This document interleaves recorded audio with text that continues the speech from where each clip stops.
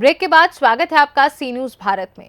खबर गिरिडीह से है, जहां बेंगाबाद प्रखंड क्षेत्र में इंडिया गठबंधन द्वारा आयोजित चुनावी जनसभा में उम्मीदवारों ने जनता को अपनी योजनाओं और उद्देश्यों के बारे में जानकारी दी। स्टार प्रचारक के रूप में बिहार सरकार के पूर्व उप मुख्यमंत्री तेजस्वी यादव और झारखंड के मुख्यमंत्री चंपाई सोरेन ने समर्थकों के साथ इस सभा की। सभा में विभिन्न राजनीतिक दलों के नेता, पदाधिकारी, कार्यकर्ता और समर्थक शामिल थे। महिलाओं की भी काफी संख्या में उपस्थिति देखी गई। तेजस्वी यादव ने अपने भाषण में भारतीय जनता पार्टी और प्रधानमंत्री पर आरोप लगाए और केंद्र की नीतियों का विमर्श किया। उन्होंने भी झारखंड की जनता को सशक्त और विकसित सरकार की आवश्यकता पर जोर दिया। वहीं मुख्यमंत्री चंपाई सोरेन ने भी केंद्र की नीतियों का खटखटाया दरवाजा और उनके कार्यकाल को देश के लिए बुरा समय बताया। उन्होंने झारखंड के आगामी चुनावों की महत्वपूर्णता पर चर्चा की और इंडिया गठबंधन को सरकार बनाने की बात कही। कोडरमा और गांडे में आने वाले चुनाव को लेकर उन्होंने उम्मीदवारों को समर्थन दिया और केंद्र की भाजपा सरकार के खिलाफ आवाज उठाई। इसके साथ ही झारखंड की सभी 14 लोकसभा सीटों को जीतकर इंडिया गठबंधन द्वारा केंद्र में सरकार बनाने की योजना का समर्थन किया। मोदी सरकार और हिटलरशाही रवैये के तहत माननीय हेमंत सोरेन जी को षड्यंत्र के तहत जेल में भेज दिया गया है। उनको ससम्मान जेल से बाहर करने के लिए इस चुनाव को जीतना हम लोग को बहुत जरूरी है। अभी आप देखे होंगे पिछले दिनों यूपी के 5 बार के विधायक गरीबों का मसीहा मुख्तार अंसारी साहब का जब इंतकाल हुआ, उनके बेटे मऊ विधायक अब्बास अंसारी ने जब पैरोल मांगा कि मैं अपने पिताजी को दफनाने जनाजे में शामिल होने के लिए हमको समय दीजिए, नहीं दिया गया। उसी तरह झारखंड में भी झारखंड के गांधी, हम सबों के आदरणीय गुरु जी के बड़े भाई का जब देहांत हो गया तो हमारे नेता हेमंत बाबू ने भी एक दिन का समय पैरोल मांगा कि हम अपने बड़े पापा का अंतिम संस्कार में जाएंगे, उनको भी नहीं दिया गया। आप समझ लीजिए, अगर आप नहीं चेतते हैं तो कल दिन आपका भी अधिकार छीन लिया जाएगा। और इनका मानसा है कि किसी तरह 400 सीट ला करके हम यहाँ संविधान में छेड़छाड़ करेंगे जो बाबा साहब अम्बेडकर ने दिया है। इसी को बचाने के लिए आप सभी को बहुत बहुत धन्यवाद। जय हिंद, जय झारखंड। और अग्निवीर योजना में 18 साल में सेना में बहाली, अब 22 साल में रिटायर हो जाएगा। मूछो नहीं आएगा कि रिटायर।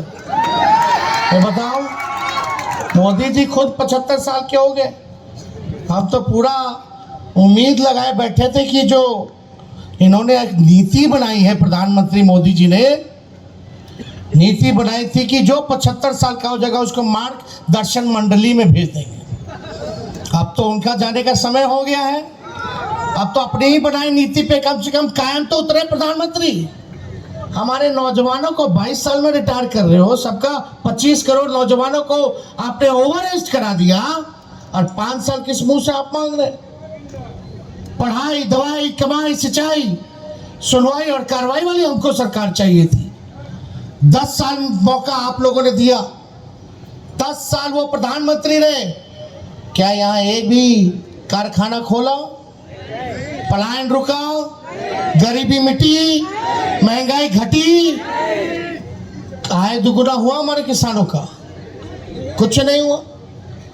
कोई अच्छा अस्पताल बनाया हो तो बताओ, कोई बढ़िया विश्वविद्यालय बनाया हो तो बताओ, कोई अच्छा मॉडल स्कूल बनाया हो तो बताओ।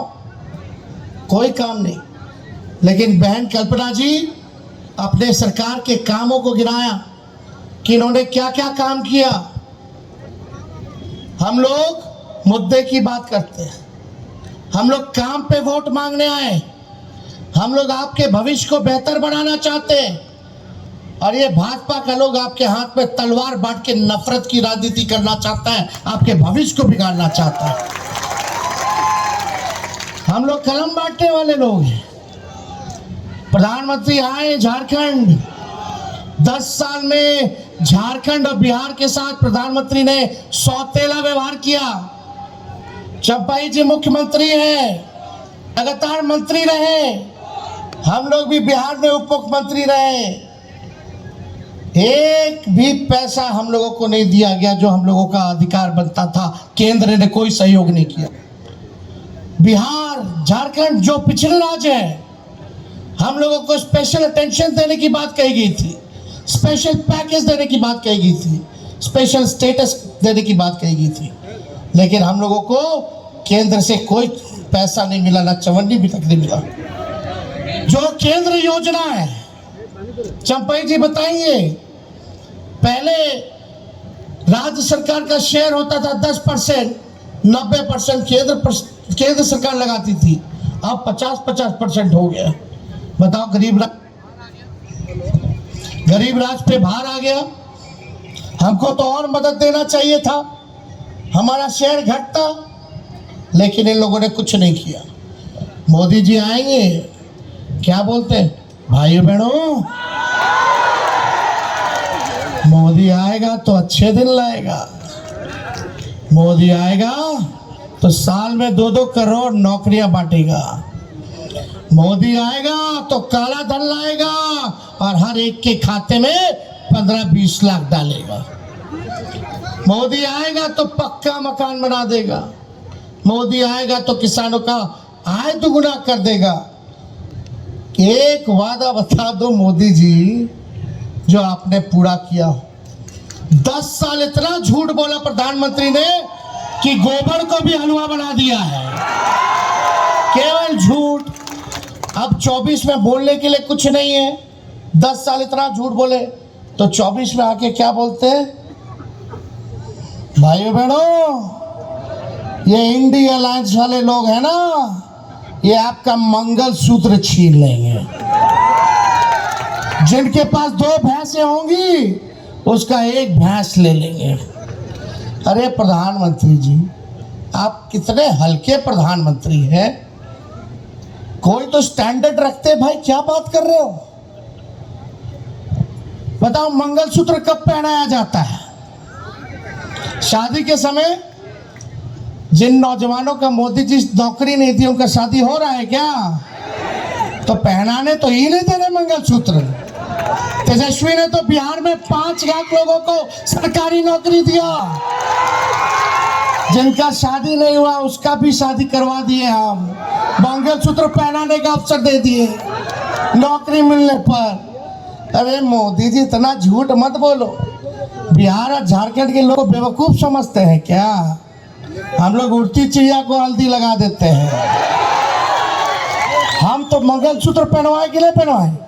5 लाख नौकरी दिया, 3 लाख प्रक्रिया दी, 4.5 लाख नियोजित शिक्षकों को राजकीय कर्मी का दर्जा हम लोगों ने दिया। हम लोगों ने काम किया है। खैर वो अलग बात है, हमारे चाचा जी पलट गए, तो पलटे ने उनको हाईजैक कर लिया। आप बताओ, हम लोग जब मोदी जी से पूछते हैं, मोदी जी आपने बेरोजगारी क्यों नहीं खत्म की, आपने महंगाई क्यों नहीं खत्म की? आज महंगाई हो गया कि नहीं हो गया? हर चीज महंगा हुआ कि नहीं हुआ? गैस सिलेंडर पहले 400 था 10 साल पहले, अब कितना हो गया है? 1200-1400।